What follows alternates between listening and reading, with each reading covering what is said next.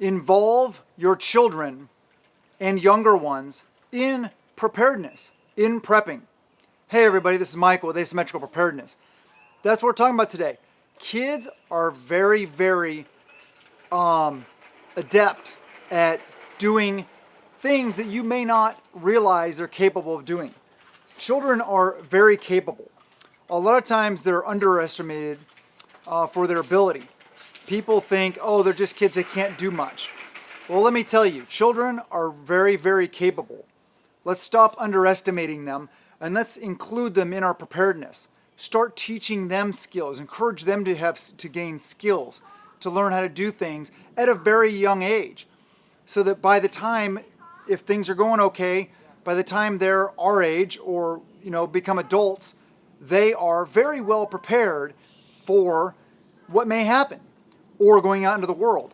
Also, that as a vital member of the family, children can do a lot of things. I mean, my 13-year-old, he can sit security out somewhere in an LPOP. I'm not going to really go into that because that's the kind of stuff we talk about on Patreon. Links in the description if you're interested. It's $1 a month. Hey, it's well worth it. Hundreds of videos there. Exclusive content. It's not anywhere else. So children, yeah, include them. Also, have them included in what you're doing. Include them in everything you're doing. Show them what you're doing, how you're doing it. I know it takes longer, and sometimes you don't get to accomplish as much, but it is so valuable. Don't coddle them so much that they're not learning. Challenge them. Push them. Not too hard, but push them to succeed. Push them to learn new things. Part of your fitness journey, if you're working out, have your children exercise with you. Do fun things. That's one of the keys to prepping. And as a family, for children, for you, to make it fun. If you make it fun, it just becomes a lifestyle. Prepping is a lifestyle. And the self-sufficiency, homesteading type things. Homesteading. That's a lifestyle. It's a lifestyle of simple living and just pure enjoyment, really, I think. It's hard work, but it's simple life. And, my children love this kind of stuff. Identifying wild edibles, for one thing. We go out, we go foraging. They love it. My 4-year-old can tell you what a sword fern. You show her a picture, she'll tell you that's a sword fern. This is a black huckleberry. This is a red huckleberry. This is salal. This is Oregon grape. This is blackberry. This is potato. This is pea. This is beans. All those kind of things. Very, very capable. Children are very capable. Oh, she just brought me a roly-poly. Or a sow bug, as some people call them. Here you go, baby girl. Thank you. She's running around playing with sow bugs. We call them roly-polies. Yeah, don't underestimate your children. Challenge them, push them. I mean, include them as much as possible. They can be a vital part of the equation.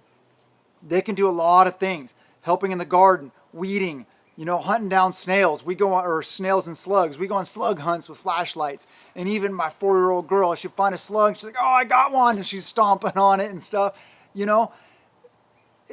It makes life so much more full. And it creates more capable adults if we sit down with them and take the time to explain things to them and include them in everything we're doing. If I'm doing a brake job on the truck, guaranteed they're both under the truck with me. Not when it's lifted, when it's jacked up. But say I'm doing an oil change, for example. That's a better one. Oil change. They're right there with me. If I'm working on the brakes, they're sitting right next to me, watching. And I try to get tools in their hands as much as possible to teach them the tools also. What are they called? What are all these different things called? How do you use them? What is a 10 millimeter? What is a 3/4? Things like that. Children, I mean, they can really be a valuable member of the team. They are valuable members of the team. You just have to take advantage of that. And you have to train them, teach them to be there and to do those kind of things. Another part of it, big part of it, is work ethic in their schoolwork, in their chores, in their exercise, in their daily lives. Honor, all the things that matter for a human being, morals, ethics, all these kind of things. But work ethic is very important. My 13-year-old boy, he goes and works for the neighbors a lot of times, earning man's salary because he does the work of a man. He works hard and he works well because he knows the value of hard work. That is very important to instill in your children. Instill in them that, also instill in them, yeah, that's cool, baby girl. Just all the things that you hold dear to you. Teach them. Not just what they learn in school and then come home and get on video game platforms. My kids don't play video games. Period. What do we do though? We'll go out in the woods and play. We'll forage. We'll do tactical maneuvers through the woods. We will garden. We will compost. We will walk. We will bike. We will play together. We play board games. Things like that. There's a lot of stuff to do. A lot of fun to be had. So, include your children in your preparedness, in your preps, in your preparedness plan. Just like you teach kids, I don't even know how many, do people still teach kids like fire drills, what to do when, how to get out of the house, how to do these different things? How about how to use a tourniquet? My 4-year-old, yeah, of course, she doesn't really know how to use a tourniquet, but everybody else in the house does.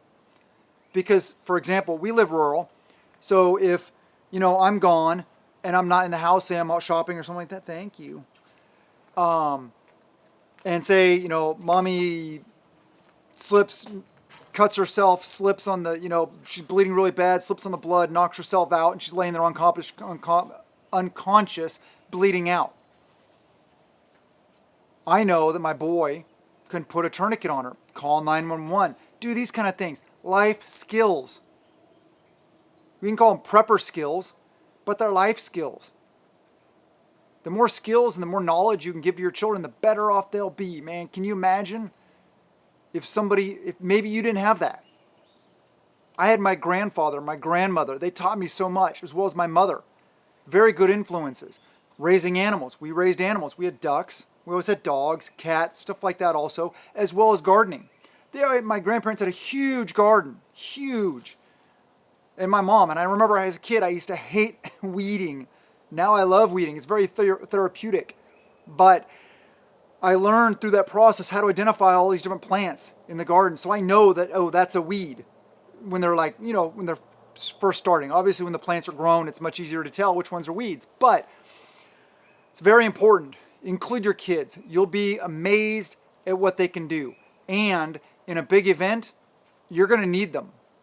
So please think about that. Empower them. Just like I'm here trying to empower you guys, uplift them, empower them. Make sure they know how important they are, how much of a valuable part of the team they are. Right, baby? You're valuable. See? Yeah, she knows. Anyway, please subscribe to the channel. Please hit the like button, comment below, ring the notification bell, share the videos, do the things, please. I really appreciate it, and I appreciate all of you being here. It's amazing. We're over 16,000 subscribers. I wasn't really sure if we'd ever get this high. When I started, I figured I'd just do it and see what happens. And it's pretty amazing. So thank you for coming along on the ride, and blessings to you and yours.